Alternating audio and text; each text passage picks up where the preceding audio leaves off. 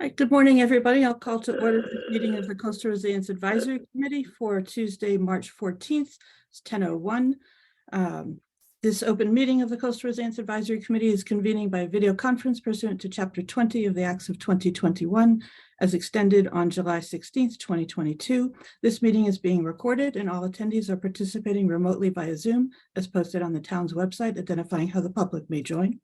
Anything you broadcast may be captured by the recording. Please silence all phones and devices. Members of the public wishing to participate in the meeting must use their full names for Zoom access. If full names are not used, people will not be allowed to participate in the discussion. The town reserves the right to remove any member of the public from the meeting who doesn't use a full name or who acts inappropriately. Ensuring public access does not ensure public participation unless such participation is required by law. This meeting will feature public comment. For items with public comment after members have spoken, the chair will afford public comment to those members of the public that have joined the meeting via Zoom. Members of the public who wish to speak must state their names and be acknowledged by and speak through the chair. If you're not able to participate in the remote meeting, you may also submit comments to the Coastal Resilience Coordinator, Leah Hill, to be read into the meeting record. Her email is lhill@nantucket-ma.gov. I'm Mary Longacre, Chair of the Coastal Resilience Advisory Committee. Permit me to confirm that all members and persons anticipated on the agenda are present and can hear me. Members, when I call your name, please respond to the affirmative. Gary Beller. Here. Sarah Boyce. Here. Peter Brace. Here. Matt Fee. Here. Jen Carberg. Here. I don't see Christy yet. Okay, I don't see Joanna. Joe Topham. Here. And Rachel Freeman said that she couldn't join us, and I do not see Ian Golding. Did I miss anybody, Vince? Sorry. All right. Staff, when I call your name, please respond in the affirmative. Vince Murphy. Here. And Leah Hill. Here. And anticipated speakers on the agenda, please respond in the affirmative. Brian Turbot, Finance Director. In attendance. Denise Cornell, Finance Committee Chair. Here. And we also have Claire Martin from Remain here. Here. Good morning. Finally, each vote taken in this meeting will be conducted by a roll call vote. So thank you, everybody, for joining us today. We have a focused agenda with essentially one topic, and that is how do we pay for this, as popularly requested. So discussion of funding options for coastal resilience projects. So we're going to try and split this into town options. So what funds and mechanisms the town has available, and then other options, which might be federal, state, local, and private or grant funding. So we're going to start with the town options. And I was hoping that Christy would be able to join us, because he is our representative from the Capital Program Committee, but we do have Brian Turbot from the Finance Department and Denise Cornell from the Finance Committee. So that is our triumvirate of finance professionals. Brian, if you would like to start off and just give us an overview of the different mechanisms that the town has available for funding and how they might be used for coastal resilience projects, particularly those that are listed in the Coastal Resilience Plan. Sure. I think, actually, Madam Chair, I think Leah or Vince had their hand up first. So I don't know if it's germane to before I start or not, or it's come down now. So I guess so. Financing options for the town, some from your email, Madam Chair, really are limited to general revenues within Proposition 2.5, free cash, debt being either within Proposition 2.5, but most of the projects of this magnitude would most likely be financed with a debt exclusion, which would allow us to raise the money outside of the levy limit for the period of time of the bonding that we would be authorizing, or ultimately when we sold the general obligations bond, whatever the term schedule that we would come up with would be, and transfers from unused capital projects that have concluded for financing. The town has very limited ways to find these other than borrowings with the order of magnitude for the most of these projects. Typically, we have used free cash for projects that we estimate to cost between $1 million and less. There were a few projects in the report when I looked at it that would fall into that, which would be able to be used, which potentially could be financed by free cash. We could finance some through the operating budget through raise and appropriate, but the magnitude of the majority of these projects most likely would necessitate a borrowing. possibly a betterment, depending on the direction of the select board. A betterment would allow us to assess the homeowners along whatever portion of the infrastructure improvement that existed. If the benefit to them was more substantial than to the general public. Looking at these projects, we're going to be very hard pressed to do all of them because of the magnitude of those costs. In terms of borrowing, we would have to fit those projects in with all of the other very large scale needs of the town in terms of borrowing that will most likely be taking place. As an example, we're all familiar with the fact that the town is undertaking an endeavor to try to build a new island home. The town needs a new municipal building, most likely a school in a few years. There's a lot of large scale other municipal projects as well that are all going to be competing for the same borrowing dollars as this. I will let the committee know that going to annual town meeting in 2023, the town has put forward another $1 million allocation to coastal resiliency for continued work on projects. And I think we have allocated some other money. Vince can correct me if I'm wrong, but we have awarded the sediment transport plan. We're working on the dredging plan, and there's some work relative to Millie's Bridge that the town has begun undertaking as well. So we have started working on some of the, I guess I would call them low-hanging fruit that we can work on and identify and have the funding available. But the majority of these projects being, in the $5 to $120 million range are really going to take some creativity on how we finance them, and most likely include some partnerships with entities or potentially state or federal grants. I know you don't want me to get into that, but the reality is that with the magnitude of those costs, the town is not going to be able to take on all of these projects within its own financial capacity without some help from outside agencies or partners. Yeah, I think we have a good grasp of the magnitude of the cost. And I can appreciate that as taxpayers, not only as residents. Right. So you did ask. Vince had a quick question. Brian. Yeah. Excuse me. Sorry about that. Yeah. Thank you, Mary. One of the ways that I've been hoping to approach this, and that Leah is now going to start working on as well, is because of the magnitude and the extremely large costs of some of these. Some grant organizations, state level and federal level, prefer projects that have already gone through some level of minor planning and design, so that if we could use some of the available funds to do the basic background work, as it were, to do the design planning and even begin the permitting process, then we could use the town funds to do that. And then once it's at that stage, move to the larger grant organizations, state and federal, or any others, or on-island organizations, whatever it happens to be, to undertake the massive construction cost for some of these large projects. Is one of the ways that I've been hoping that it would work.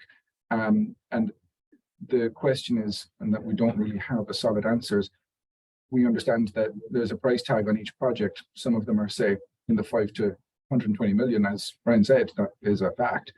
And if there's going to be, roughly speaking, 20% of some of these projects are going to be in the design and planning, that's where the cost will be, in the design and planning for about 20%. Do we take that as a rule of thumb, or do we try and work up a different cost estimate for the design and planning phases of these whole projects, so that we can start working those into the town budget, so that we can then later go for greater grants? Thank you, Vince. I'll note Christy Kickham has joined us at 10:09. Welcome, Christy. You want a quick hello to make sure your mic is working? Yep, thank you. Thank you.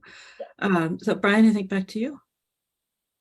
I think the first thing is that, I did look at this rather extensive report, and, there's quite a few pages of projects. The first thing that the town really needs to do is that these need to get into its own capital plan, so that we can, get into the capital planning software that we use and the programming that we use, with the dates most likely identified in the report as a starting point. And then that would allow, not only town administration, but the Coastal Resiliency Advisory Committee, the select board, and everyone to start really and displaying this publicly, just so that people see the magnitude of it. And as we go through the process on a year-over-year basis, that's really when we get down to what projects do we think we can advance to the capital committee for their review. As I mentioned, this year we did put in another $1 million that not only the capital program committee did support, the FinCom did support it in Article 10, and we certainly hope the taxpayers will when we get to that point. But that would be perfect, an opportunity for money to be used, to Vince's point, to begin to identify some of the more urgent or high level critical projects. And we could use that, the way the article is written, that could be used for the beginning phases of planning for those projects, so that if there are grants available, we would be in a better position. Typically, if we are awarded a grant, most of the grants that were awarded are reimbursable grants. So we would need to have the funding for the grant in place to be able to begin work on the project, so that we'd be able to finance the project and then submit the reimbursement request, so that ultimately the taxpayers don't have to foot the bill. And we typically do that through a borrowing authorization, which is typically what we've done. Specifically, as most people probably recall, the airport gets a tremendous amount of grants from the FAA, but they have to have the financing in place in advance to do it. And the way we do that is by town meeting authorizing a borrowing, which allows us to borrow for cash flow purposes. And then when the grant is received, that pays the grant down, so that there's no real out-of-pocket expense, except for maybe a 5% share to the airport. And most likely in this scenario would utilize some type of situation or thought process with some of these where grants are involved. Madam Chair, you did ask a question about, could we create something like the embarkation fee or such as the room occupancy tax? Any types of fees or taxes such as that would most likely require a home rule petition and have the legislature authorize us to implement something like that. So at this point, it'd be very difficult without an understanding of what we were looking at to really be able to give you any idea what type of something like an alternative fee would actually generate in terms of money for the coastal resiliency efforts in the town. It's something maybe the committee would want to talk internally more about, and then with not only the select board member on the group, but with the select board as a whole, to see what the appetite is and how it would be structured. But that's not something that the town can just unilaterally decide to implement without approval from the legislature. And we'd also have to identify what we would assess the fee or tax on. Correct. Yeah, which is a whole other question. Yeah. So yeah, I appreciate the broad coverage. One of the questions that's come up is about betterments, and I happen to be involved in a neighborhood group that is seeking a betterment avenue for private road repairs. And so I've learned a little bit more about that. But one of the main points that I've learned is that just like the borrowing that you were talking about for the airport, the town would have to have money identified in order to perform the work before then coming back to the homeowners who are being assessed the betterment to pay it back. And so are there other things that you can tell us about betterments and how they work that would be useful to understand? Well, I mean, I think to the first point, you're absolutely correct. Even in any situation that we would assess betterments in, and we have used them in terms of expansion of the wastewater treatment facility, there was a portion of that cost that was assessed to the people connecting via a special assessment, also known as it's called a privilege fee, but it actually operated very similar to a betterment. We did do a betterment. The residents along Tashima Lane did come and ask for some additional improvements to Tashima Lane when we were doing the Surfside, the last sewer project. Those were done, and there was a betterment assessed to recapture all of those costs to pay for that particular purpose. But you're absolutely correct. If any betterment situation, the town has to have the full funding to complete the project, and then recaptures the cost and recoups the cost through a betterment, which can be apportioned for up to 20 years by the homeowner. Betterments are a way to recapture benefits, the cost for benefits that in some situations would provide a more larger benefit to the homeowners in the bettered area versus the entire tax base. I don't know that we've really I know that Matt Fee certainly has been a big proponent of betterments, and I think with the magnitude of these costs, it's something that on a project by project basis, we're going to have to talk about in order to move some of these forward. So. Thank you, Brian. Matt, go ahead. Yeah, thank you, Brian. I think betterments are, there's no way we're gonna be able to do this without betterments. But I think the betterments are not very popular. People think the town has a big pile of money and that's the town's responsibility. The town should pay for this. There are also, we've had times where we had betterments promised. Once was on, sewer extension on Monomoy. And, the person stood up at town meeting and said, I'll pay for this, I'll take care of this.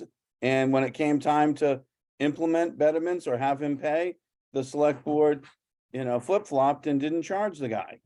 And so I think that it's politically difficult. Everyone shows up and complains how they can't afford it. I think that we in order for betterments to be considered, we need to look at it from a neighborhood perspective.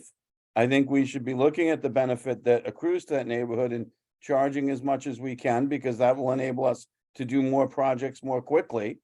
And I also think that CRAC, and finance has to figure out the numbers and do recommendations that are strong before it gets to the select board. If it just gets to the select board as a conversation of do people want betterments or not, we know what the answer is going to be. No, we don't. We don't want to pay extra. Why should we have to make everybody pay? So I think that we have to have done our homework and present the project with the betterments included. I think the idea of another tax will go over sort of in the same manner, go over like a lead balloon. I think if the steamship, though, pays for a good amount of the work that has to be done down there, then I think that will end up being reflected on everybody's rates. There's going to be no way around that. And so, I think that that's going to happen whether we want to do it or not. Or ideally for the steamship, we get federal, or state money when we get to that project. But I would be, I don't think we should be trying to put an extra tax on, because people will just fight against it, to fight against it. So that's what I've got for now. Thanks.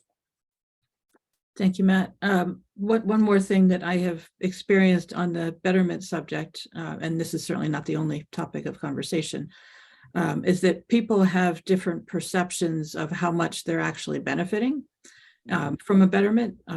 So in the case of a road, somebody at the end of the road needs to traverse the entire length of the road to get to their property, but somebody at the beginning of the road doesn't, and may feel that they're being assessed unfairly for the entire road to be repaired.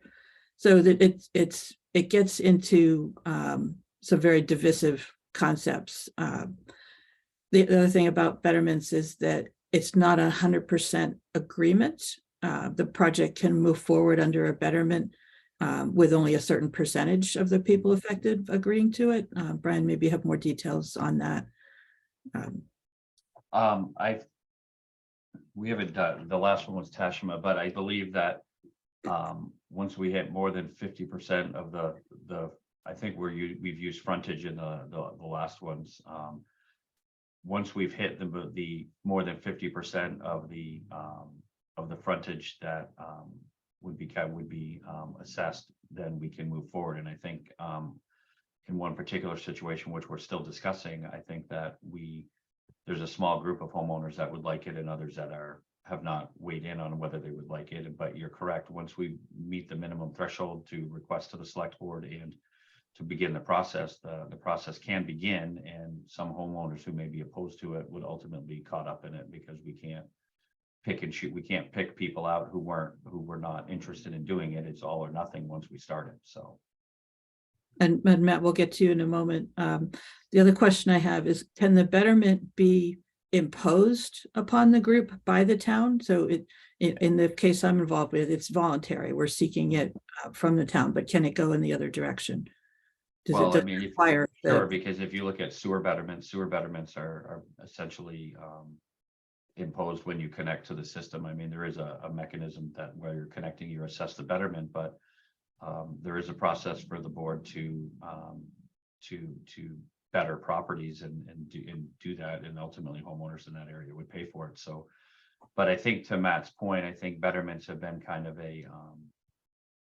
are a delicate situation that I think before we move forward in projects, it would be best to have the entirety of that understood and get better buy-in from the areas that we're trying to do the project in, to make it a little easier than doing the project. And then I'll use the phrase kind of cram down a betterment into the area. I think that the way that these would be better worked would be with a collaborative approach and buy-in, so that we can show success in one area. And I think then they become more palatable to people as you move across this important endeavor in the community.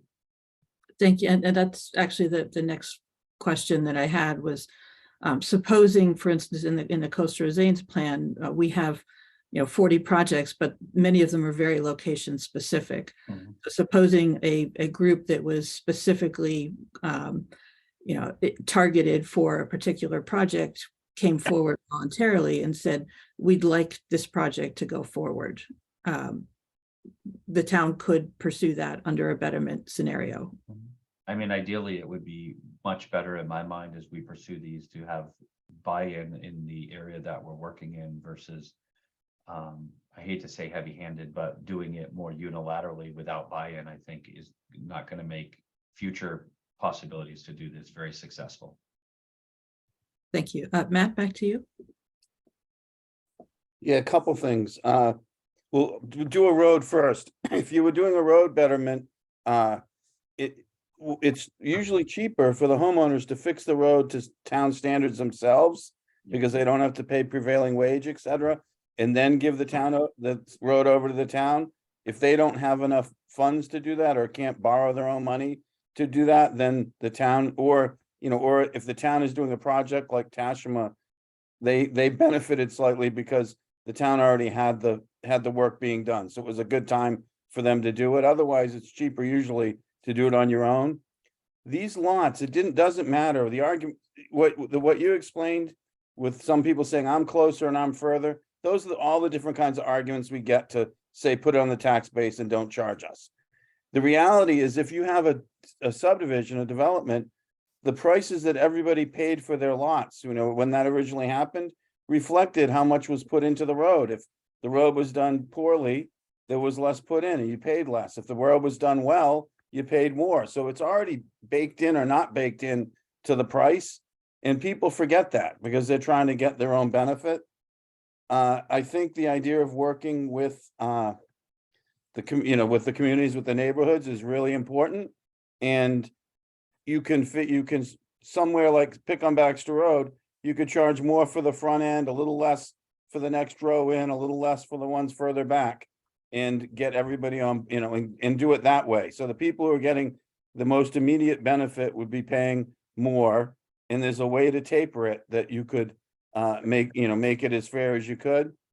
I also think it's great to think we're going to get all this willingly, but in some areas it may not be. It might be difficult.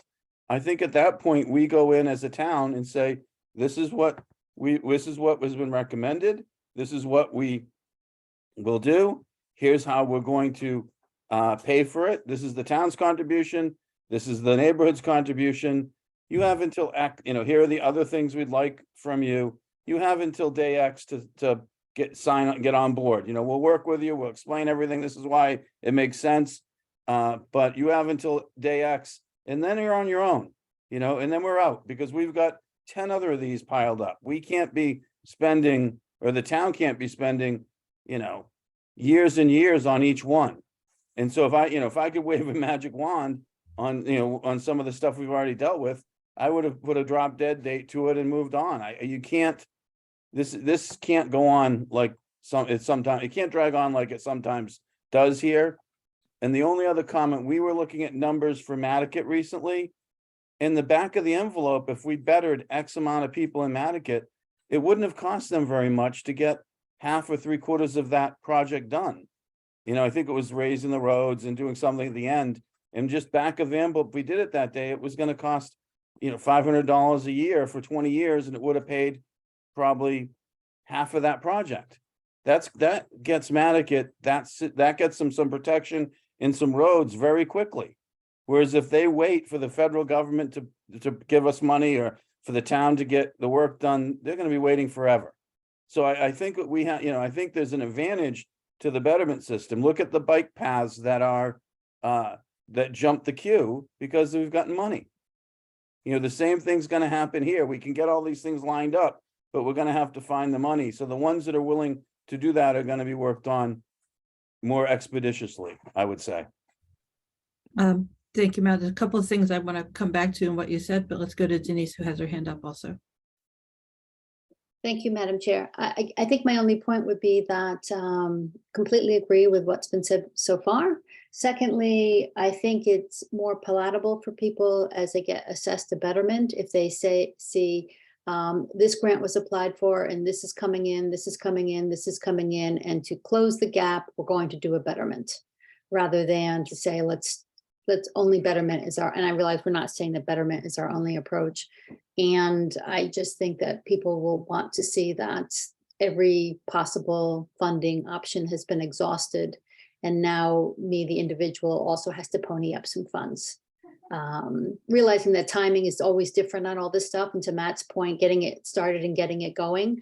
But say, look, you have a betterment, but in 3 years from now, when this grant comes through, we're going to be able to take, we're going to be able to stop asking for your portion of the betterment or whatever. However that, Brian's now going to correct me saying you can't do it that way, but you know what I mean. So thank you. We'll go to Sarah. Thank you, Mary. Yeah, so this, I'm learning about this. This is the part of financing I don't know and how the town works. And what I'm curious is, I think it's good that we're at this stage talking about it without specific projects in mind, where you're like talking about a specific neighborhood benefit. But of course, some of our projects are kind of that we have on the slate aren't quite shovel ready. So, but even in theory, have a mix, right, of neighborhood benefit, of community benefit, of infrastructure benefit, and full town benefit. And so I'm curious about, what Denise said, actually, I raised my hand before she spoke. And so what you're saying, Denise, about like that, want people as a town, as a taxpayer, and like where I live, I think if I was called on for a betterment, I would want to know that there were other options that were explored first before it came to the homeowners who didn't expect something, right? But of course, being on this committee, I'm seeing the betterment as a tool in the toolbox to get all of these things funded. So I'm just curious moving forward, how is it going? I'm imagining, and please correct me if I'm wrong, that what's going to happen is we're going to go through all the projects, and as the projects get more fleshed out, where there's like maybe shovel ready or maybe like kind of closer to that, that's when we'll have that understanding of, okay, these are the tools in our toolbox that we're learning about now, and like this one is more suitable for this and this one's more suitable for that. And I just want to make sure, like, in what we're talking about, that's the avenue to go, instead of leaning on betterments right away when we don't even have the specific projects in front of us. Thank you, Sarah. I think betterments are a hot topic because Matt has mentioned them, and just coincidentally, I happen to be involved in a situation. I definitely don't want that to be the only topic of conversation. And perhaps to that end, Jen, why don't you go ahead and then I'll ask another question. Thanks, Mary. as I'm thinking this through, and we mentioned Mattakit and betterments, I think one of the things we want to think through really clearly is what is our staging of projects? Because if we're looking at betterments for Mattakit, there are eventual suggestions in the Coastal Resilience Plan for neighborhoods in Mattakit to migrate because we won't be able to protect them long-term. So asking people for betterments to fix a road that then 20 years later, we're then asking them to move. I just had the logistics of who's getting protected by what and how much we ask them for, I just think it's that staging question, right? Thank you, Jen. Brian, do you want to make any comments before we move forward? Yeah, I think that, betterments are kind of the most, for lack of a better phrase, might be the most polarizing piece of a potential funding component you know, because to Matt's point, many times everybody thinks it should be spread out across the entire tax base, and I don't necessarily disagree in a lot of instances. But I think we're a long way, I shouldn't say a long way, we're a little ways away from really implementing betterments for part of the coastal resiliency work, because we really haven't even got into the multi-million-dollar projects, or, you know, when those are going to be on slotted into the capital program plan, and when those might ultimately make it to town meeting. I think at this point, every funding option is available. I mean, there was another one that I actually even kind of left off because I hate to always bring these up, but I mean, we certainly could even consider a Proposition 2.5, a permanent override to guarantee a minimum amount of funding on an annual basis as well. Right now, we're funding it through free cash, which is consistent with our policy. But I think that all funding options would be on the table. I don't think that there would be a scenario, at least from my perspective, where there'd be a recommendation to capital program or town administration and the finance committee that we finance one of these very large scale projects entirely by betterments. I think that there's always the expectation that there's going to be a town commitment or component to it, and betterments may just be one other piece of that financing puzzle, which may allow us to do more projects if we, you know, if we can save or absorb some of that borrowing capacity and use it and deploy it in a different way. But I don't think betterments are the only tool. They are a tool, but I think we're a long way from implementing that, because I would highly recommend, if we're going to consider betterments as part of the coastal resiliency effort, that we would, through Coastal Resiliency Advisory Committee, would make a recommendation and to the select board on what a betterment policy or plan might be for financing these projects, so that we have some consistency and that people can look to that policy and have an understanding of what our approach is. Granted, it would need to be flexible because those things change over time, but I don't think anybody right now is rushing to say betterments are the financing tool, of the favored financing tool, and that's what we're going to do. I think it's just one of the options that we have. Thank you, Brian. We have a number of hands up, but I want to ask one question before we go to others. You mentioned that, you know, we could borrow to spend the money ourselves. We could borrow and to fulfill the requirement for a grant that would reimburse us. We could borrow and then assess betterments to be repaid. Are all those different kinds of borrowings, are they in competition with each other for a limited amount of borrowing capacity? Well, regardless of borrowing, whether we're borrowing because we need the cash flow in anticipation of a grant, whether we're borrowing just for our own needs to finance a coastal resiliency project, or we're financing one with a component of a betterment, all borrowing is in, I don't want to say competition, but all borrowing is basically chasing the same amount of capacity that we have, whether it be a new municipal building, a new island home, a new senior center, a new school, one of the $10 to $120 million projects. We have a finite limit of borrowing capacity, and everything has to fit in within it. So this is going to be, truthfully, when I first saw the amount of dollars in the project, I think I might have actually kind of slumped over a little bit with all the other capital projects that we have. This is going to be a very large collaborative effort to be able to fit everything in and do everything we need to do and everything that we should be doing in terms of coastal resiliency. Thank you. Matt, back to you. I think it's important to keep the idea of cost sharing front and center, because that will ensure that we make smart decisions. If we could have 5 people arguing to spend a zillion dollars. If it's all in the tax base, 5 politically charged people can be yelling and screaming, and we could do that and protect 5 people instead of protecting 500. And so betterments are a smart way to spread it around and enable us to get more. What Jen is saying is absolutely right. If eventually, why spend the money here if eventually you're going to be moving in 20 more years? So all of that has to be put in, how much benefit you're getting and how much you have to pay. That's going to help make smart decisions for us in regards to this. The other way to pay for this that doesn't cost us anything is to do transfer development rights and allow the allow the market to buy the development from some areas and it's targeted somewhere else. Do people understand what those are? That's not technically a financing method, Matt, so let's save that for another day. Or at least until the end of today. I appreciate that. That's fine. It kind of is because it's getting the same thing done, but not costing the taxpayer. But we can get back to it. Thank Yeah. you. Let's go to Christy and then we'll go to Leah and Vince.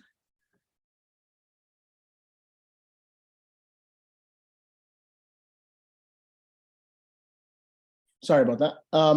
I just was going to make a quick comment as to betterments. I think if you're looking at the big picture, a lot of the projects that will be coming up are extremely broad and I think difficult to assess betterments. But there are clear projects that we are looking at, and as we progress and move forward, we should be mindful that there are direct benefactors for some of these projects. For example, Millie's Bridge, direct benefactors for that. Wires underground, I know we discussed that briefly. Direct benefactors, as well as, we've introduced stormwater as a new enterprise fund, and I don't know if they have assessed any ways to fund that enterprise fund, but I think that going forward, these are all clear betterments for direct properties. So just a comment. Thank you, Christy. Yep. I'm also mindful of the time. Denise has a time constraint, so I do want to make sure we get to her, but let's go to Leah and Vince. Right. Very briefly, because I know Joe's got his hand up too. I want to call back to Jen's point as well. And it gives me an opening to talk about recommendation 1.4, the strategic retreat and relocation program, which may help to understand some of the questions we're getting into here. It is not a be-all and end-all answer to this question of where betterments may be applied, but it might help towards it. To understand where we can direct our attentions and where we should start to look at retreating and in what timeframes. To get to Jen's question, I want to beat the drum for the strategic retreat and relocation plan at any point I can. Thank you, Vince. I was also going to mention that the other component of the coastal resilience plan, the hazard definitions, where we look at dollar values of what's at risk. And that can put the financing question in a different light. So are we financing 10 million to save 2 million or 10 million to save 30 million? That's very different outcomes. Joe, we'll go to you, and then Denise, I'll have a question for you. Thank you. So I was on the Concom. There was a private project from 47 to I think 69 or 71 Parkham Road, and it was a corals, but one person within the middle of the project didn't want to fund it. So if you don't have everyone working all together and trying to get this to work, even in a private way, and then working, with the town, it really became problematic. We had to 6 to 7 months later go back out and just watch how that one project was being so detrimental to the abutters on either side. So, it really is important to get everyone to work together. And I think if you can get that betterment, and like Sarah was saying, and then let them know that there's federal funding and there's other things coming along, we're all trying to work together. But, you just have one person on the boat that doesn't want to row, it really kind of screws up the whole system. So, I feel for Matt and his group of the select board of just trying to get everyone to work together, access to Paxa Road. It's really a lot of layers, and I think when it's not going well, it's really problematic. So it's going to be an interesting fight for everyone to kind of move this forward as quickly as possible. Thank you. Thank you, Joe. Gary, keep your hand up. I will come back to you, but I want to make sure that Denise has an opportunity to answer this question.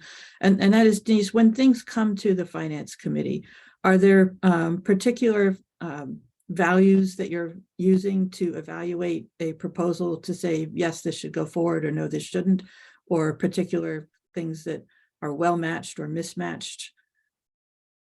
Yeah, thanks for that question, Madam Chair. So number one, things of this magnitude that come to the finance committee have gone through capital committee first. So, and we know that it's a very rigorous process of assessing which, projects the town should invest in. Secondly, we do speak with the finance director about, what are the funding sources for it? Is there going to have to be an override? For example, will there be a ballot question that also goes along with it? We look to see, are these projects in line with the strategic plan of the select board? And then, we're 9 individuals with various backgrounds, so we just use our own judgment as to, does this seem like a good investment for the town? And does it, cover the broadest possible, do the biggest number of people get the broadest possible investment out of this, right? So is a fire truck versus, and to be honest, in the 6 years I've been on FinCom, I've never ever seen a frivolous request come through that FinCom should be asking to approve. It's usually the opposite, which is that we have more worthy projects than we have funding available for. So, but in general, it always helps. Here's the project, here's the benefit, here's how we can fund it. Here's why it's important. Here's the life of the asset or whatever it is, those kinds of things. But when capital projects get to us, we are actually the second to last stop before the voters decide if the investment is necessary. But Joanna can also easily answer this question. So that's, yeah. So it's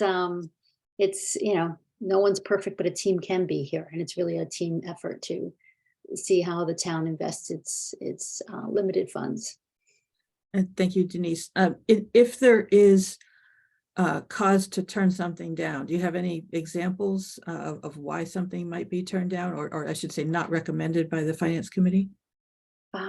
I'm going to look to Joanna. In my tenure on she's been on the finance committee longer than I have. I don't think we've ever said no to anything, or Brian, you might know, but I can't think of anything we've said no. I'll give you an example. When it was first came in front of us, and in fact, funnily enough, Rick's on the call, the Neighborhood First project, and they asked for $30 million. And the finance committee spent quite a bit of time on the topic and suggested $5 million or $10 million in a pilot to see how it works before we committed $30 million of the taxpayers' funds toward an approach that had not, frankly, been very fleshed out. It was an idea more than actually even a plan. So when something's just an idea, when somebody comes to us, well, we've got this great idea and we think it'll work, but give us the money and then we'll make it work. That typically gets turned down. So, or asked to go take another look at it, come back to us with something more concrete. Because again, at least from my personal view, not necessarily as chair, but from my personal view, if we, I see the finance committee as kind of sitting on the cash box of the taxpayers, that we should be sure that when we say something is worth investing in, we really think we're using taxpayer funds in the most appropriate way. So, Joanna, did you want to, sorry, through Madam Chair to Joanna, do you? Just to note that Joanna does not represent the finance committee. No, I know, but she's been on the finance committee for 9 years, so she would have more history. Her experience and perspective when she can offer it, yes. I think the only thing that I would add to this is that there's a difference between town-sponsored articles that get funded and citizen articles. And when the finance committee reviews citizen articles, certainly there have been times where we have not supported those. But for mainly the reasons that Denise just shared, is that, they haven't been thought through enough, or they're outside of a process that we feel collectively might disrupt the processes that are in place. Not that they're necessarily bad ideas, right? Thank you, Joanna. Christy, since you're the capital program committee representative, if you want to chime in, and then we'll go to Gary. I did. Just a quick comment from the capital committee side to your question, Mary. Basically, it comes down to either if things don't get approved, if it's, we're just advisory, but it's really lack of data for a project, or excessive funding, to be honest. There has been a number of projects that appeared underfunded that the committee has recommended, through discussions with department heads or town administration, maybe a bump in the funding. But I just wanted to give you sort of some little window of how the capital committee does review some of these. Thank you. Gary, please go ahead and thank you for waiting. Okay, thanks. We've spent a lot of time talking about betterments, but I get back to my favorite talking point at these meetings because what I worry about is the infrastructure. And when we're talking about the infrastructure, we're not talking about the opportunity for betterments. When we have to save the storage plant, we have to save the storage plant. And we have to make sure that the boats can land and take the goods from the ferry into the town.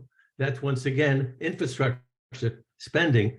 And it sounds to me like in order to do all of that, we're going to have to go back to town meeting and get overrides. And once I think about that, and I think about the difficulty we have timing wise because of our form of government, which I know we're discussing these days, it's very troublesome to me because to get those overrides, you have to wait for the annual town meeting. And most times it's only once a year. And that's our infrastructure. So I wish there was a better way for us to know in advance how to get the flexibility to take advantage of, hopefully, FEMA funding or Massachusetts state funding. And I don't know how we do that because we can't go to the town meeting unless we have something to present to them that is likely to occur. Thank you, Gary. Jen? Thanks, Mary.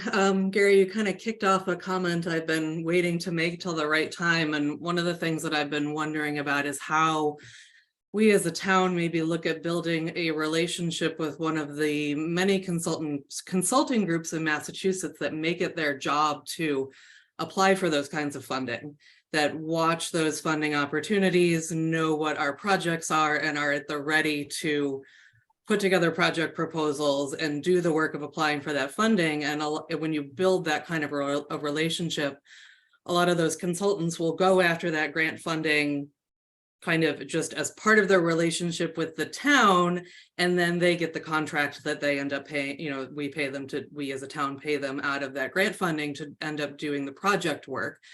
And I've NCF with some of our work out on CO2 has worked with a consulting group, and I've had this kind of a conversation with someone that works there who has a really close relationship with the town of Edgerton, and that is what she does for the bulk of her work, is doing work in Edgerton.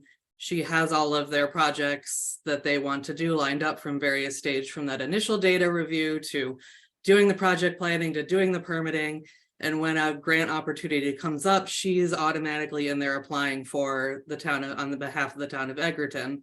And when they get the grants, then she goes in as her consulting group does that work. And I think that, not that that will solve everything and get us all the money, but seeing the town start to pursue an opportunity like that, because there are a lot of grant opportunities in the state and at the federal level for money that, Nantucket just hasn't had the opportunity to go after yet.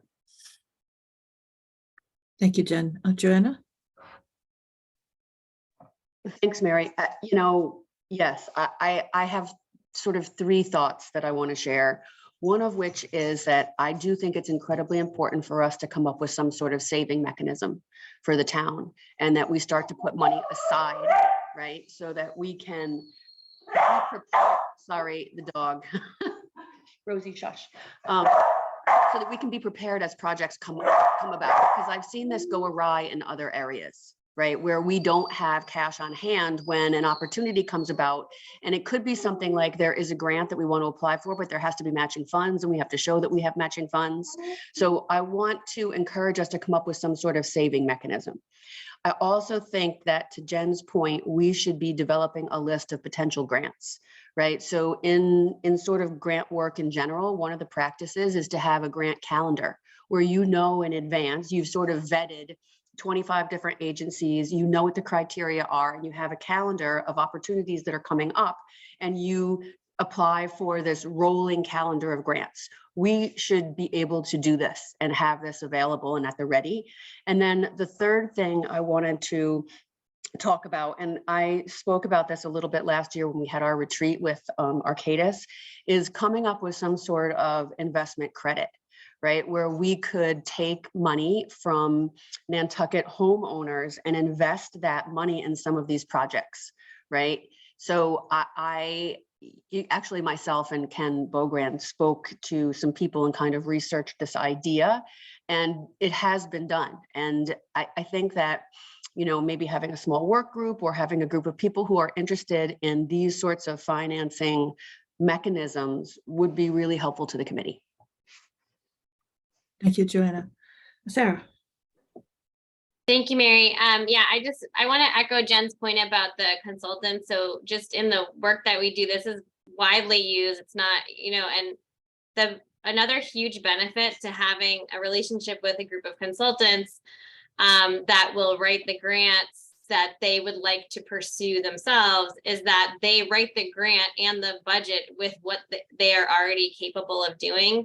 So it takes a few steps out. Like not to say that we shouldn't write grants. I don't mean to say that. I just mean that this is one more piece, because if we write a grant for something and then by the time the scope of work goes out and the costs change and we didn't think of something that was, in that the budget wasn't thought of with like the person that's actually going to do the work, it takes that guess step out. And so I think it's both having professional people who write grants regularly and know the language that the state and federal agencies use. And then have kind of that, if the grant is successful, then have those consultants that are kind of ready to basically hit the ground running in some ways. I know there are steps within the town that have to happen, but it kind of streamlines some of that process and it's widely used, throughout, like all coastal resiliency projects up and down the East Coast. The other thing I wanted to say was, and Leah can probably speak to this later, both of us attended a meeting recently that had a big grant,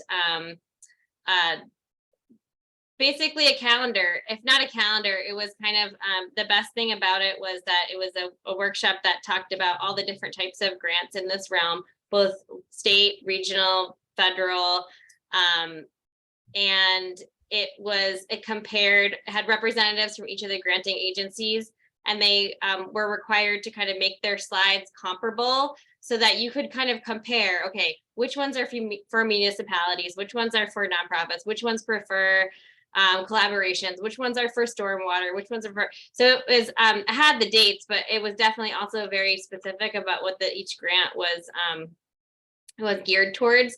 And I think there's just so many opportunities available that if we don't use additionally consultants, we're gonna, there's not enough capacity within the town to write all these grants. I mean, like we've offered within this committee, many of us have offered to help write grants. We write grants for our jobs, some of us. And so I think I know personally that I'm really open to helping with that. We haven't been asked to task that yet. So I think that we have to have, as Brian was saying, there's so many projects and the budgets are so big that we can't put all our eggs in one basket. And I think we have to use all the resources available. So those are just a few of the thoughts that I wanted to share. Thank you, Sarah. Before we go back to Matt, Brian, do you have any comments on the town writing grants, consultants writing grants for the town that they then perform, or other opportunities around grants? Well, first of all, I think grants are a wonderful opportunity to advance a lot of these projects, but unfortunately, the Commonwealth is much different than practically every other state in the country in terms of the rules that communities and municipalities have to operate within. And so typically, if we were to receive a grant, just the majority of these grants are all reimbursable grants. I don't get the majority of the money doesn't come to me up front. So with a lot of these, I have to have some type of appropriation that would authorize me to, or allow me to pay for the services if a consultant were successful getting the grant for the town in advance of actually receiving the grant back. Because if I haven't received the grant back and we've expended the funds, then that's a hit to the free cash at the end of the year. It's a raise on the tax recap because of it's a deficit. And so there are there's more steps that in Massachusetts that we have to work through. I'm not saying it's impossible by any stretch, but there are a few rules that DOR requires in the way we account for these things that do make it a little bit more difficult to potentially utilize them. But again, it's not impossible, but there's just a few more things that we have to, check off in order to be able to successfully navigate that, which we have in the past. We've authorized funding in anticipation of grants before for a few, so that we had the funding if we were successful, and if we weren't, then we rescinded the funding at a later date. But there's just a few other steps that we have to consider. Government here is not as flexible as, say, private nonprofit organizations can be, or even other municipalities and other locations that are working on coastal resiliency. Would I like to see us be more flexible? Sure, but that is probably a 5 or 7 year process to get to some other type of form of organizational government that would allow us more of that flexibility. It's not going to happen overnight. Thank you, Brian. And you're foreshadowing the topic of our next meeting, which is potential policy change. Do you think it's possible that Massachusetts would change its procurement regulations to be more in line with other states? Or do you think Massachusetts considers itself, the most excellent? I think that there's two issues. Procurement is probably an issue that we have to confront, but the least difficult one for us to confront. It's the accounting and how we have to manage spending that is more of the difficult channels to navigate, quite honestly. Like I said, I mean, if we got a grant today and we have no funding source to be able to pay it if it's reimbursable, then it creates a problem for us. It's not that I don't want to do it, it's that I can't. As an example, if we don't have funding for a contract, I can't just authorize entering into a contract, even though we have a grant. So we have to have identified some type of funding source that has the coverage for these types of things while we're waiting for the money, or we can't pursue it, or we run the risk of free cash hits and raising the deficits on a recap sheet, which is something I don't really ever want to have to do, and we have not really ever had to do. So I don't think it's impossible or insurmountable. I just think we're going to have to be more creative on how we manage it, to be honest with you. That's, I think, what we have to do. Now, as an example, before, I don't mean to cut you off, Matt, I'm sorry. That's all right. If there was a grant availability with funding in Article 10, which we have for coastal resiliency, that may be the way we do this. We fund, we're funding $1 million for costs associated with coastal resiliency efforts in the town. That is, gives us the latitude to use that for a wide variety of ways in combating coastal resiliency. And it may be to fund a consultant that we got a grant for, and we need to have the authority to fund it and pay for it in advance while we're waiting for reimbursement. So there are ways to do this. We just have to be a little bit more creative. And but it all goes back to one thing that I said in the very beginning, Madam Chair, which is, we have a very long list of projects in the coastal resiliency plan that are not all in the town's capital plan or prioritized. And honestly, sitting where I'm sitting, until we take that step and we collectively come up with a prioritization list, a lot of this is just how do we manage it 2 or 3 years from now? Because we really haven't. We need that focus has to be the first thing that we focus on, in my opinion, or else the rest of it is not really, it doesn't matter, because without that focus and that prioritization and figuring out how to fit these in, we're not going to be any farther ahead tomorrow than we are right now. And that's just an observation, because we've really worked hard from the direction of the select board and all the departments in putting all these projects in. And I think they need to end up in there with a prioritization, so that town administration, select board, and committees like yourselves can see what that prioritization is and work within that framework. Thank you, Brian. And actually, prioritization is definitely something that is on our agenda and we have been talking about. So I appreciate that. And I think that the point that you made about everybody simply being aware of these projects and able to incorporate them into their department's plans or their funding sources is a key first step. We'll go to Matt, and then we have some other hands raised too. Yeah, one of the points I was going to make, Brian already did, that the town is putting $1 million a year aside so that it has the ability to, to apply for grants and use that money. So that is, sort of a workaround we've already done. We've already prioritized a couple that, things that we needed to do anyway out at Sacocha and Mattakit. And that came out of one of the design workshops that we had. The other thing we have to think about is the town's capacity. It's one thing to say, gee whiz, we can hire some consultants, but then the town staff has to work with the consultants and answer all their questions and do everything else. That takes a lot of time. And so I think, I think that Sarah's onto something when she's saying volunteers can help. I think there's a lot of very talented people here that they could work underneath Vince or underneath Leah, but they would be, they could be looking up the grants and helping do that stuff with the final say so coming from, from Vince or from this group or somewhere. But I think that there's a lot of, there's a lot of pretty intelligent people who have done this in their lives who we should be calling upon, because it's important enough, and a lot of them will have self-interest and want to get it done. So I think that that's something we should spend some time at some point talking about. How would you set up, volunteers, and how would you have oversight of them, but make sure they're also, being useful and getting the right grants applied for and following up and helping make sure everything's done. Because if we're just going to wait for it to come from the town, that is not going to really happen, because there's nowhere for these people to live. There's not a lot of people applying, and there's a lot, we've got 50-something people short right now. I don't see that getting better tomorrow. So I think, we have to be creative about that and work differently if we want to get this done. Thank you. Thank you, Matt. Let me just take a moment to say that Denise Cornell had to leave at 11, as I think I said before. Brian Turbot also had to leave, and he just signed off, but he said that he is available to come back to our meeting on the 28th. So we can look forward to continuing conversation if we need to then.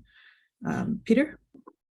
Yeah, I was hoping that Brian would still be on, but I'm just wondering what happens when you get some proactive abutters that want to help out. They have the money, they want to get something done, they don't want to wait, like the Hummock Pond Road bike path. How does the town then respond to that? Let's say they can put up half or 3/4 or all of it. And then how does that change the priority of it? And this is a project we really need, but we're not ready to do it yet. And they can give the money now, or I don't know, there's a lot of questions, but. Yeah, it definitely brings up a lot of questions. What are the town's priorities? What is the equitable use of the town's attention and funds? Vince, you probably have some more comments in that vein.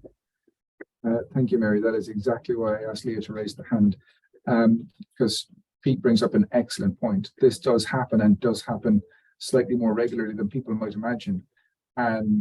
So I've been approached by people from Mattakit, Sconset, and other areas around the island with terrific ideas and capital, and the ability to help progress along ideas that are in the CRP, or ideas that are very similar to what's already in the CRP. And sometimes we try and investigate it, we go through it, we effectively scramble to try and pull 2, 3, 4 relevant staff together to see if it'll work. We go through a bit of a vetting process to see if it's possible, if it'll work, if we can make this work in some way, and if we can, then try and pursue it. But it doesn't progress just because somebody says, I've got money and I want to. We have to see if it's reasonable and if it meets goals and expectations. And that kind of gets onto a secondary question, and it already came up. Brian was talking about prioritizing, and the committee has talked about prioritizing. And to some extent, this has already been done in the CRP. There's 19 priority 1 projects in the CRP. And this is the conversation that's already happened. How do you prioritize the priority ones? Which order do they go in effectively? That's kind of how the conversation passed by before. But some of the projects that have been brought to us, they're effectively priority 2 and 3 projects that are a lower tier project that can wait because they're going to be affected by sea level rise later. So it's how do you navigate the very treacherous waters of trying to explain to homeowners with cash that yes, this is a great idea. Can you wait a few years? that in itself is an extremely tricky conversation. Thank you, Vince. Christie? No, I was just gonna add, a lot of times from what I recall is it really comes down to, who owns the property that's relative. What's the scope of the project? I know in a lot of cases, for example, the bike paths, the town has funded the project with a donation or reimbursement somehow from a private entity. So those are kind of a few little avenues, but I think it really depends on the scope of the project. You can't even pull up some bricks if it's on a sidewalk. You have to clear it with the town. So there is some sort of processes to go through. Thank you, Christie. Joanna?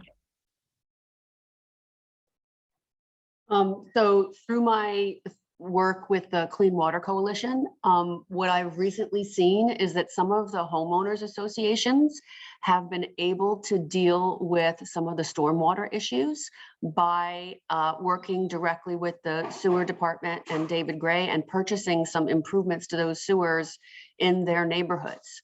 So that's the way that I've seen this be effective, what we're speaking about. An association goes to the town department head, figures out what they need, purchases it, and has it installed, right? So Vince, you may be aware of some of that as well.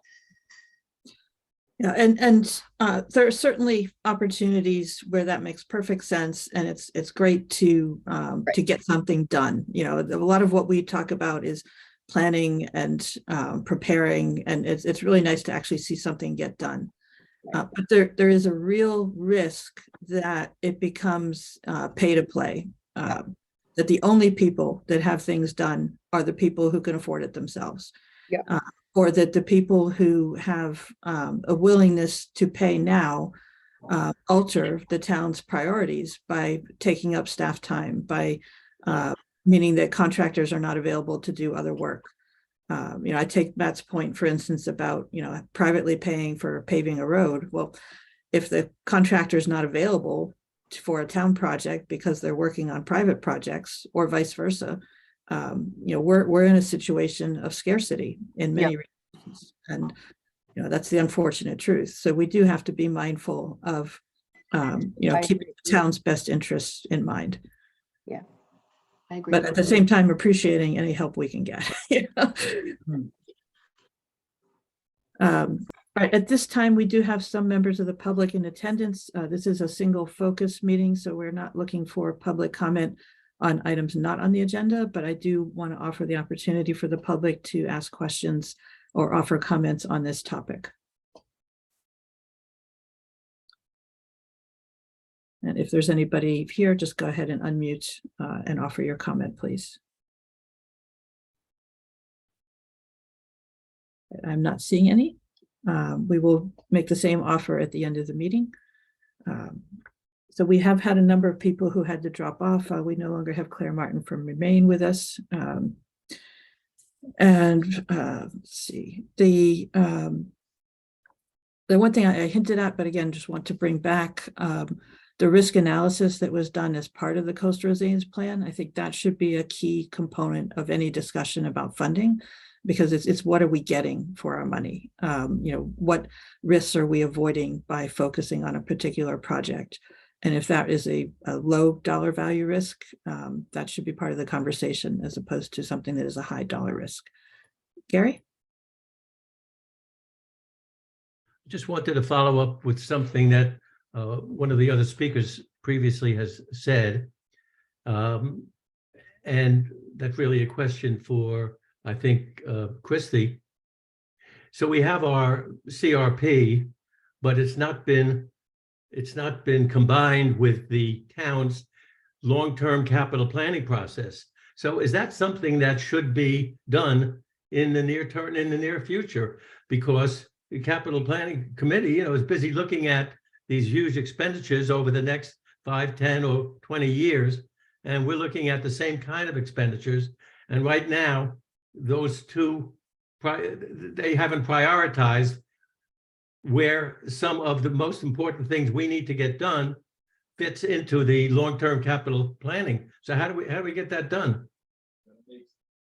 Christie, if you want to respond?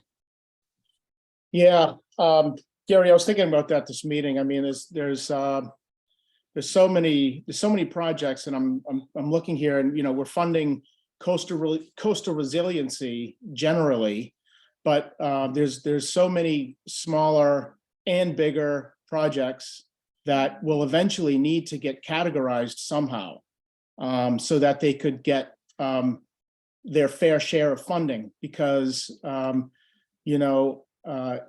it doesn't really make sense for us to, I think we should still generally fund capital or coastal resiliency, but there does need to be some categorization and a portal for these projects to be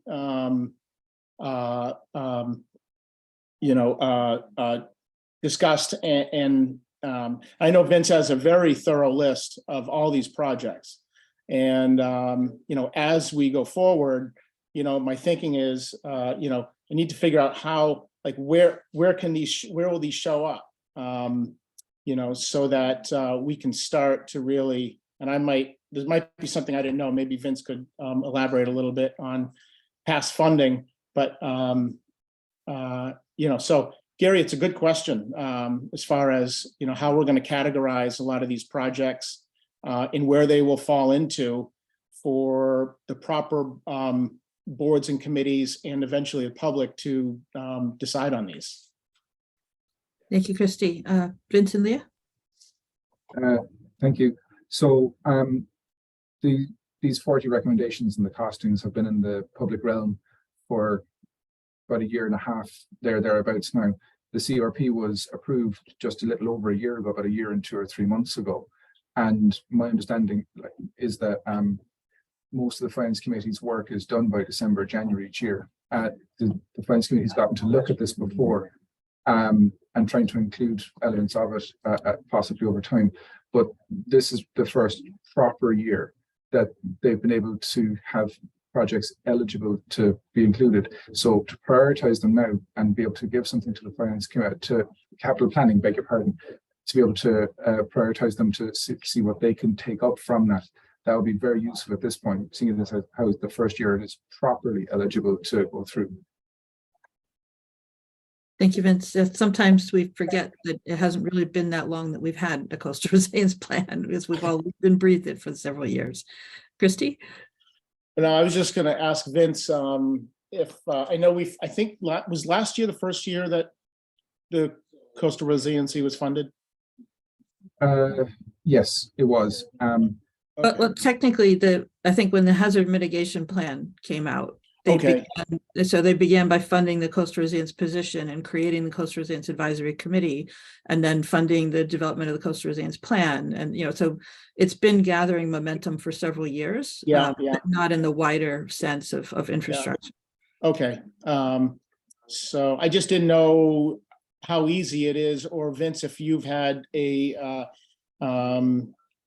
if it's clear on how you need to fund some of the projects that you've been working on. Are you able to just fund it through what funding we've had? So this is the first year, this current financial year that we're in. This is the first year where we've had funding available to undertake projects. There was $1 million put forward in 2 separate lots. I think $500,000 of it was from free cash or unspent monies or whatever it was. The other half, I don't remember what the other funding source was.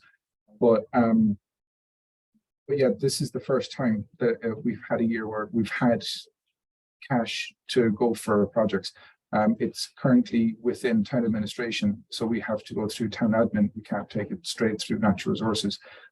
So when it's within town admin, as you might know, any other department can also go seek to try and use that funding.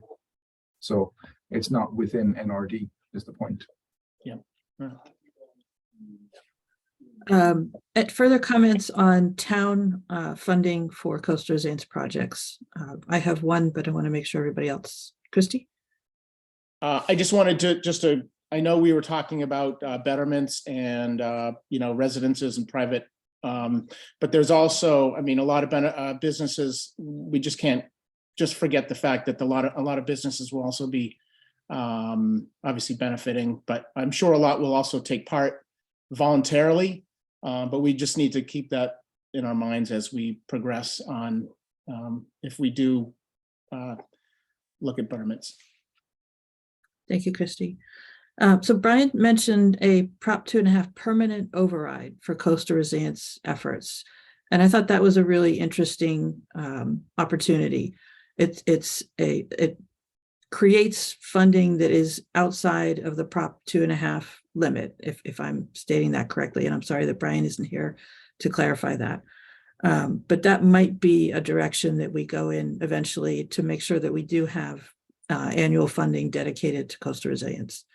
That might be the simplest way to do it, because it's then no longer subject to the annual cycle of proposals and approvals. Matt, is there anything you can add on that from your experience? Yeah, we just have to be careful that it's not put into a separate fund that then requires a vote. You know, Mhm. so there's what are they called? The enterprise funds? Enterprise, yeah, well, it's not an enterprise fund, but there's a separate fund that you can have a capital, you can put it in a different fund, but then it requires a 2/3 vote to get out, which gets you back in the same situation. So we have to find a way to make sure that the $1 million a year is put in a fund that's accessible.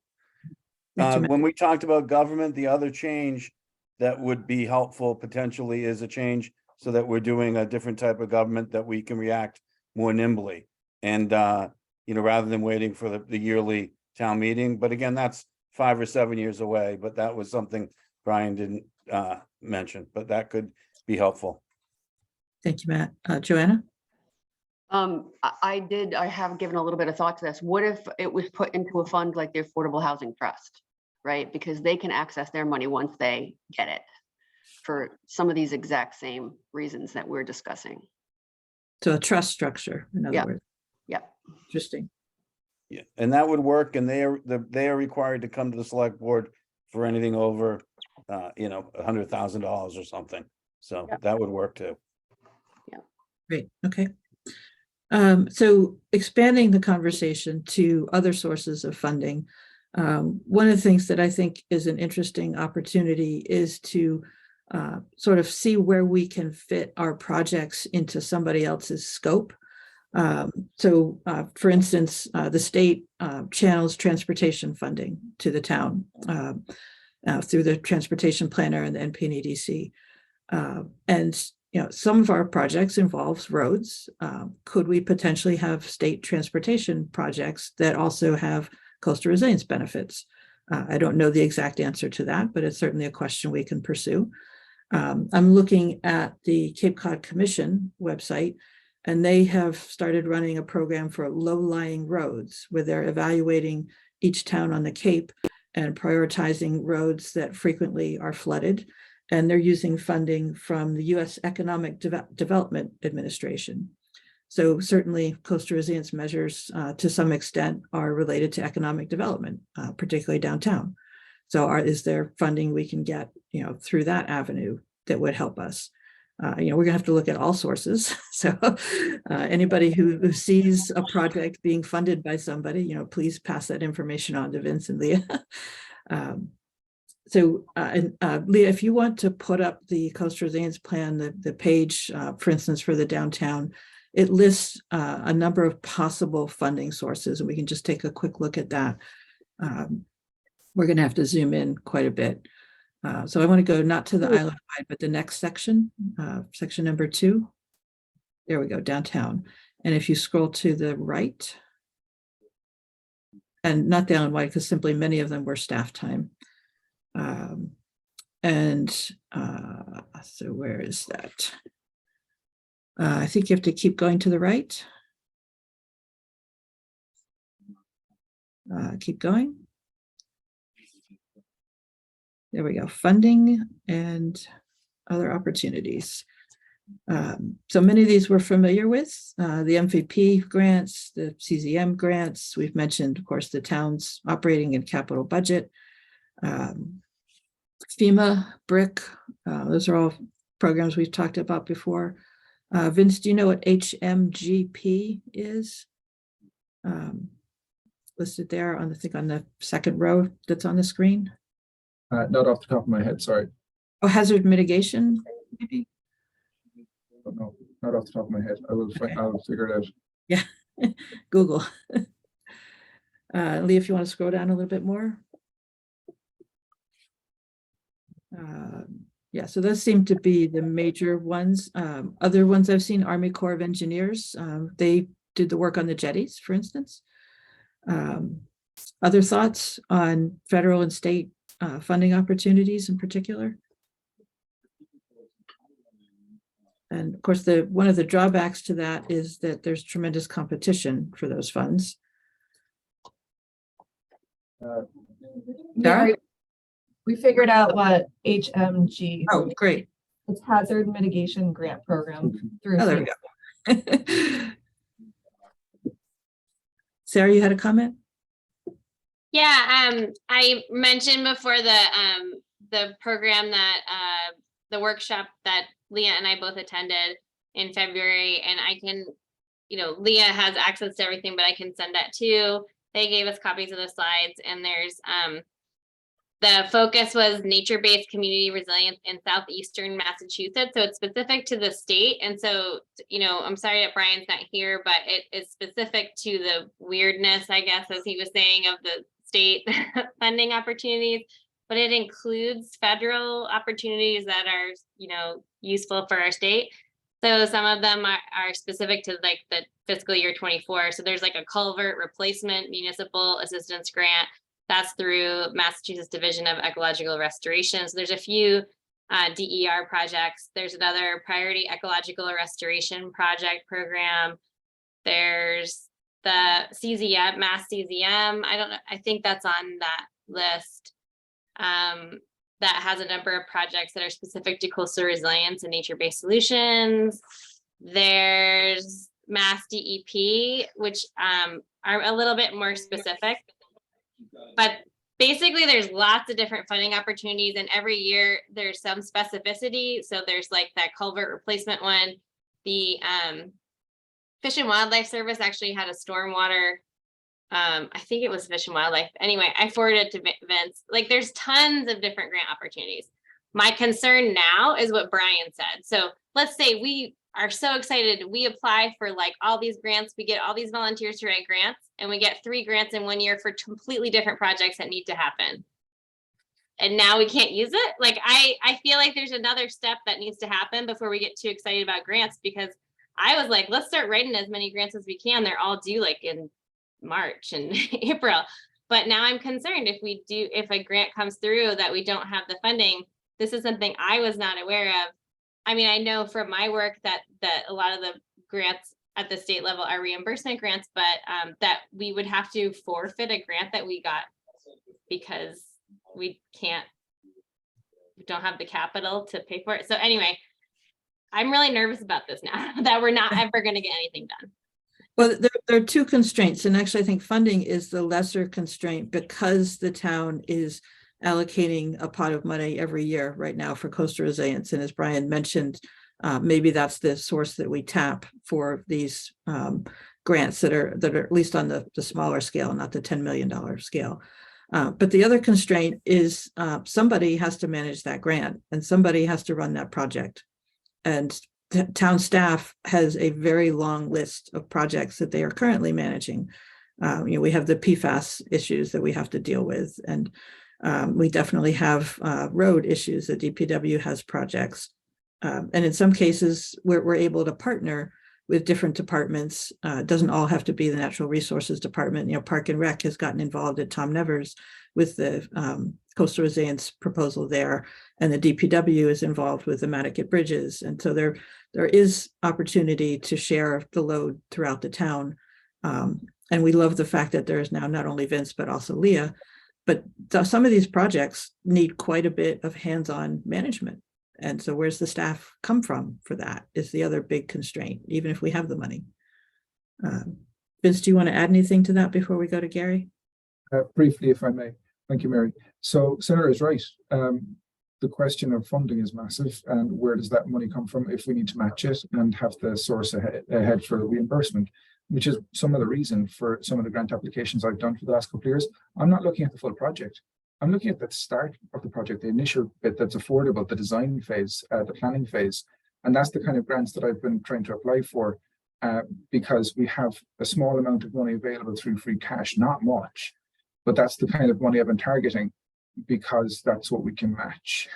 Because that, you know, I can't go for the full project. I can only go for the design to start the ball rolling to get the project moving. So that's where I've been focusing on. Sorry that if that wasn't immediately clear beforehand, but I've been trying to play with the system that is available, like Brian outlined, in better detail than I have ever done before. Thank you to him. And that's a really good point, Vince, that many of these projects, although they might be large, can be phased. Yeah. Gary? I just want to note, because Mary, you said a couple of minutes ago, as we were talking about all these different grant opportunities, that there's a lot of competition for them. And I agree with that.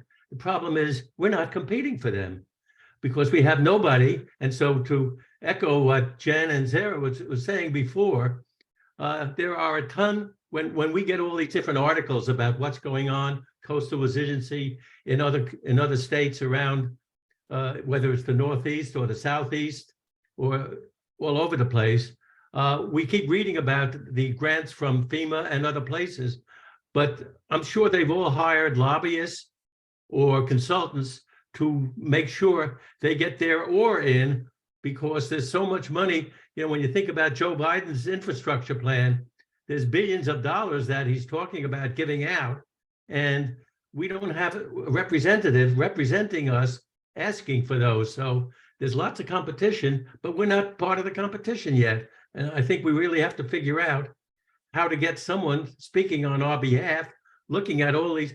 And if Massachusetts is difficult, FEMA has a ton of money to give out. And the Biden infrastructure bill has a ton of money to give out. We ought to try to figure out how we get our hands on that. Well, I don't know if they just give it out, Gary. I know FEMA has very stringent requirements about what they will pay for. You have a good point. You know, any legislative support that we can get would certainly be welcome. And we do have our policy discussion at our next meeting. Charity Grace Mofson, who is our legislative liaison to the Massachusetts State Representative Dylan Fernandez, has agreed to come to the next meeting. And hopefully we'll be able to send some of our concerns back to him. So definitely something to work on, and we are thinking about it. But thank you, Gary. Matt? Yeah, Gary is 100% right. We miss out on some of these, some possibilities. We didn't have a transportation planner or staff able to keep up with that, so we didn't get some of that money. We didn't have our park plan together. If we let some of these plans fall by the wayside, then you're not eligible again. So there's a whole bunch of things that have to just keep being paid attention to. We have to make sure that all our plans are up to date so that you're eligible. We can't let those things fall down while staff is busy writing grants, and then they let something else fall. So we have to, and this is where I go back to, maybe there needs to be a group, volunteers that are organized that keep track of all that, and give it to the department heads and give it to CRAC to make sure that we, can put polite pressure on at the right times so that we are eligible for everything we can get. So, and then in what we're talking about here, like we've done in Tom Nevers, there might be money available through those types of venues as well. So. Thank you, Matt. Vince? Thank you, Mary. So Matt and everyone is right. We're missing out on money. I fill out these forms from time to time on these set parts of the grant applications, and there's this box you have to check, and it's probably my least favorite box to check, I'm sorry to say, and this is going to be disappointing to hear. You have to give an indication of community size and the number of people that will benefit. So I always have to check the box that says the town size is 10 to 20,000. And then the grant reviewers see that and they see there's a small number of people benefiting. And then we automatically lose. I think I'm going to quote Libby Gibson on this one. We're a small town with big city problems, but that's the problem. We don't have that many people living here. And when the reviewers look at these things and they say, all right, this is going to benefit, according to the census numbers, 14,200 people, then we're automatically at our disadvantage because of our own size. We can't say, and we frequently write this, but we can't make, we try and make a big point of this, that we get, upwards of 80,000 people in August. But that's not what they look at. They look at the census number, and that's a problem. So we have big problems, but we're the Jack Russell Terrier fighting the Rottweiler that is Boston. Thank you, Vince. We'll go to Deanne Atherton. Thank you, Mary. Can you hear me? Yes, go ahead, Deanne. Two comments. One, overall, this discussion has been so helpful. And just as a member of the public, I've learned so much. So thank you for focusing on it. The second thought, as you're all talking, it seems to me really, as we all know, the priority is transportation at the harbor. And I was not, quite frankly, too impressed with the planning. Apparently that is not being done by the Steamship Authority. When that gentleman spoke to the committee and talked about their focus being at the new terminal on the Vineyard. But it seems to me if we could collaborate with the Steamship Authority and Highline and use their, when Gary talks about the Biden transportation money, what a perfect funding possibility here. If we really initiate a collaboration with the Steamship Authority and the Hyannis and the Scudder family, and so we're thinking regionally. Anyhow, that's just a thought that came to me. Thank you. Thank you, Deanne. Just clarification that the terminal in Woods Hole is the one that they're focused on. That is a project that's been underway for a few years, and they need to finish it before they can think about anything else. That was the message that we got from Bob Davis when he appeared here. But they do anticipate the Nantucket terminal property coming up next in their review schedule. Other comments, other opportunities for funding that we're aware of? We haven't talked yet about private funding. I did mention briefly the collaboration that we do with other departments, but we also collaborate with private organizations such as NCF and others that that we're very familiar with here on this committee.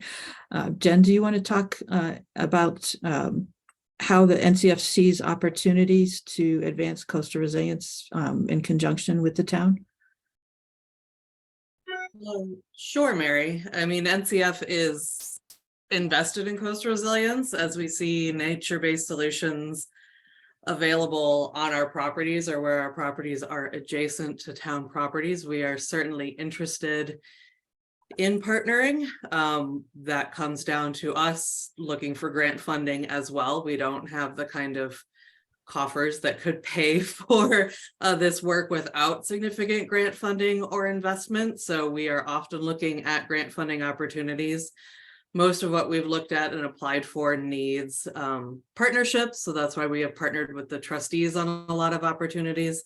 We have discussed things with the town, looking at Pulpus Road, which is one that we're really interested in focusing on and working on. And we have a lot of investment of the neighbors, but again, it's figuring out the process pieces because with private property, in a lot of ways, it's a lot easier to put a solution in place than it is with the town and the processes we have to go through. So we've had a lot of discussions and we're open to those partnerships moving forward as we find the right opportunities. But, we're also looking at how we do those grant funding and applications. And it is a significant amount of work and time investment to put into going after money that you might not be guaranteed to get. So it's weighing what are those correct opportunities? How can we get and apply for the correct grant opportunities and spend the time on it and then manage it. And, we have definitely found, to speak to that piece of managing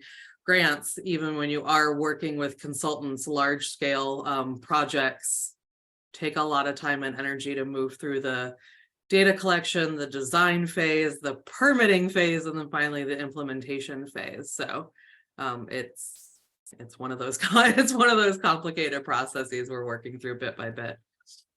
I hope that answers your question, Mary. Thank you, Jen. I just wanted to get your perspective, so I appreciate it. We had invited Remain, Cecil Jensen, the director at Remain, was not able to attend today. Claire Martin did join us briefly. She has been our contact at Remain for several different things, but Remain is a private foundation. There are others out there that are interested in assisting Nantucket with its needs. And so I was hoping that we might hear from them about, what sort of things they look for.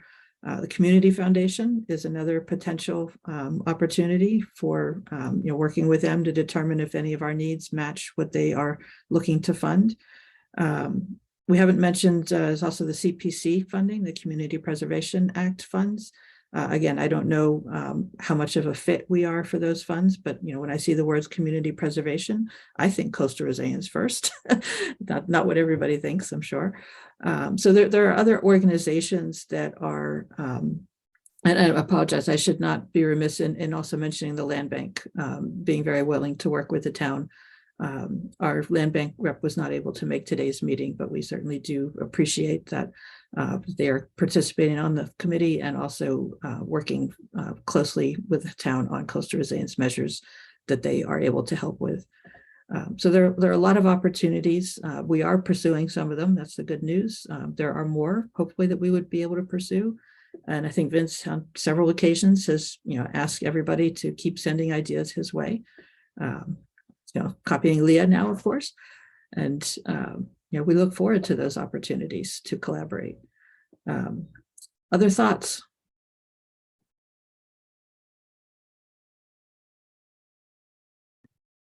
Matt? I'll make the plug for transfer development rights. They use it a lot on river areas. They use it in basically you have a sending area and a receiving area. So via zoning, you say, okay, this is an area that's at risk, and and we'd like to give people the option to move from this area.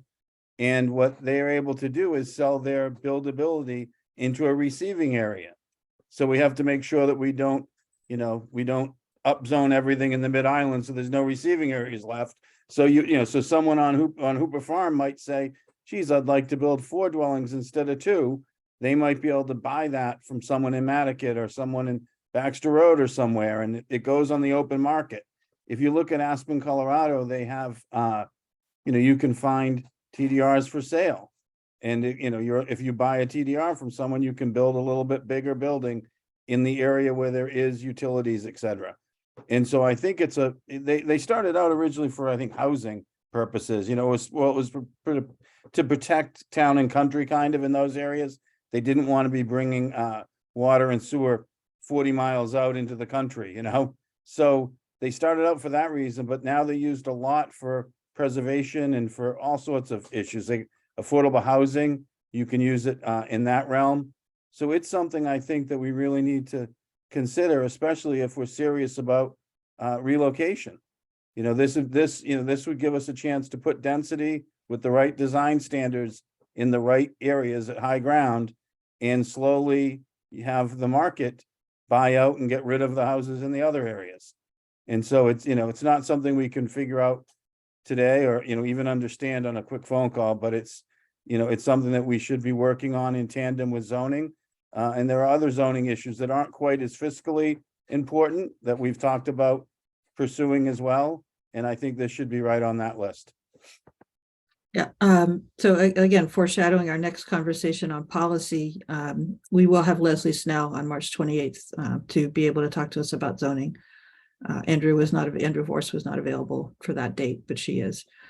And so I guess it sounds like we're about done with the conversation around funding. So I will briefly speak about our next meeting. As I said, the topic is policy changes potentially, and again, at all levels, local, state, federal. I mentioned some of the guests we'll have. Just to recap, we expect Leslie Snell, the Deputy Director of Planning, Charity Grace Mofson, our legislative liaison to the State House, and Brian Turbert hopefully will be back as well. There may be town policies that he can address. Are there any other suggestions for guests that we should invite for March 28th for that discussion? Vince?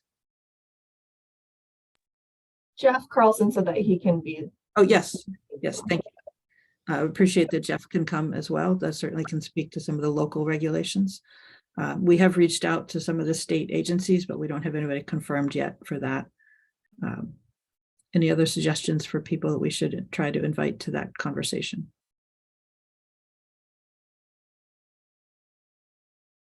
Right. The other thing, so March 28th, we will still be under the current orders allowing remote meetings. There is a bill going through the State House and Senate right now to extend that authorization. So March 28th definitely will still be on Zoom, and I anticipate that we will continue to meet on Zoom, but we can have a discussion about that in April once we have the results of the legislative action. And I believe that is it for today, unless there's anything else on the topic. If not, we'll take a motion to adjourn. So So moved. moved. Thank you, Gary. Thank you, Matt. Roll call vote, Gary Beller, Aye. Peter Brace, Aye. Sarah Boyce, sorry, I got out of order a little bit there. Aye. Matt Fee, Aye. Jen Carberg, Aye. Christy Kickham, Aye. Joanna Roche, Aye. Joe Topham, Aye. Mary Longacre, aye. Thank you all. We'll see you in 2 weeks.